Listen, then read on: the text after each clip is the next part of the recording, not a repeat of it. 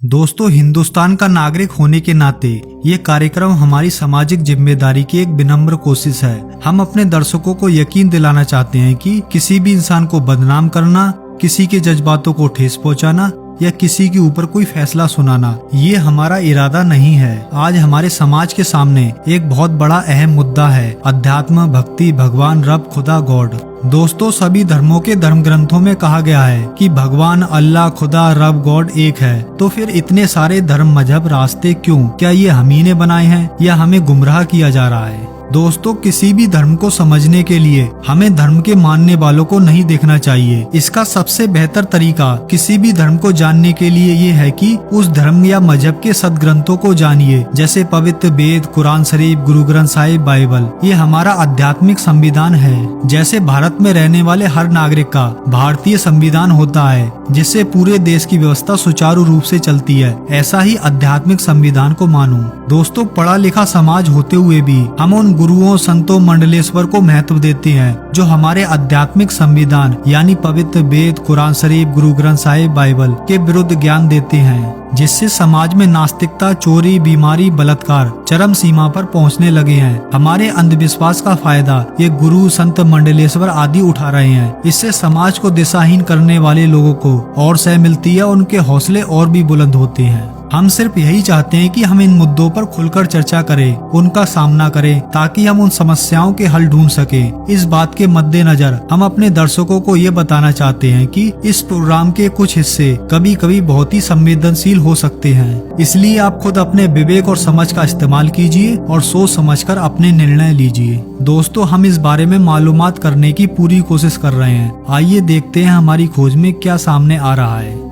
दोस्तों, आज के इस प्रोग्राम में भाग ले रहे हैं अपने आप को सदगुरु कहने वाले जग्गी वासुदेव तथा जगत गुरु तत्वदर्शी संत रामपाल जी महाराज की इस आध्यात्मिक ज्ञान चर्चा को सुनकर आपको निर्णय करना है कि क्या सत्य है और क्या असत्य है। दर्शकों, आज कार्यक्रम के सवाल हैं, क्या भगवान होते हैं? भगवान कौन है? क्या हमारे धर्मसाध सत्य हैं?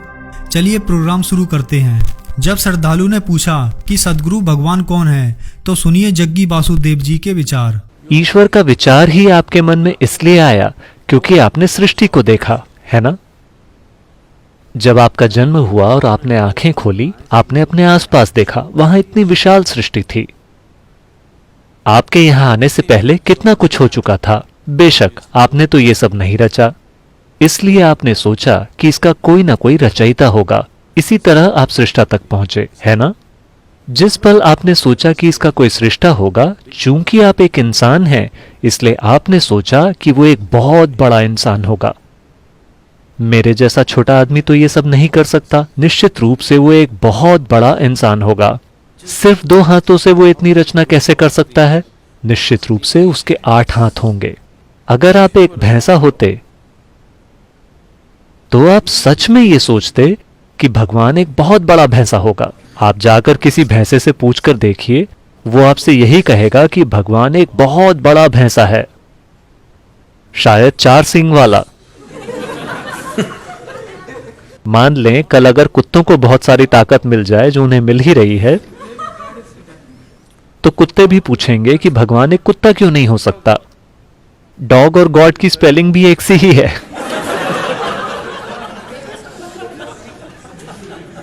आप इसे न तो परिभाषित कर सकते हैं, ना ही इसे समझ सकते हैं। आप केवल इसमें विलीन हो सकते हैं। आप इसका अनुभव कर सकते हैं। आप इसे कभी जान नहीं सकते। आप इसे ज्ञान नहीं बना सकते। आपको ईश्वर के बारे में जो भी ज्ञान है, वो पूरी तरह बकवास है, सांस्कृतिक बकवास। जिस भी तरह की संस्कृति में आप हैं, आपका ईश्वर भी उसी तरह का होता है ना? इसका केवल अनुभव किया जा सकता है। अनुभव का अर्थ ये नहीं है कि आप इसे खा सकते हैं या आप इसे समझ सकते हैं। नहीं, आप बस इसमें विलीन होकर ही इसे अनुभव कर सकते हैं, और कोई तरीका नहीं है। इसलिए हम केवल विलीन होने के उपाय तलाश रहे हैं, ताकि हम उसे अनुभव कर सकें जो हमसे कहीं ज्यादा विशाल है। दर्शकों, श्रद्धालु के पूछे जाने पर कि भगवान कौन है, सदगुरु ने उत्तर दिया कि इसे ना तो समझा जा सकता है और ना ही इसे परिभाषित कर सकते हैं। आप इसमें विलीन हो सकते हैं। दोस्तों, सदगुरु को खुद नहीं मालूम कि भगवान कौन है। जब यही नहीं मालूम कि भगवान कौन है, तो विलीन किस में होंगे? फिर श्रद्धालु ने पूछा, सदगुरु क्या भगवान होते हैं?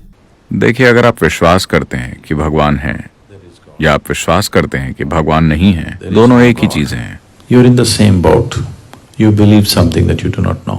आप ऐसी चीज पर विश्वास कर रहे हैं जिसे आप नहीं जानते। मैं इस पर विश्वास करता हूँ, तुम उस पर विश्वास करते हो, इससे कोई फर्क नहीं पड़ता। आप किसी भी चीज पर विश्वास कर सकते हैं। हाँ, कोई भी किसी भी चीज पर विश्वास कर सकता है। ये जरूरी नहीं कि इसका सच्चाई से कोई भी लेना देना हो। अगर आप ये स्वीकार करें कि मैं नहीं जानता, तो जानने की चाहत पैदा होगी। अगर चाहत पैदा होगी तो खोज शुरू होगी, और अगर खोज शुरू होगी तो जानने की संभावना भी होगी। दोस्तों, सदगुरु ने कहा, आप विश्वास करते हैं कि भगवान है और नहीं, दोनों ही बात हैं। दोस्तों, क्या ये कोई उत्तर हुआ?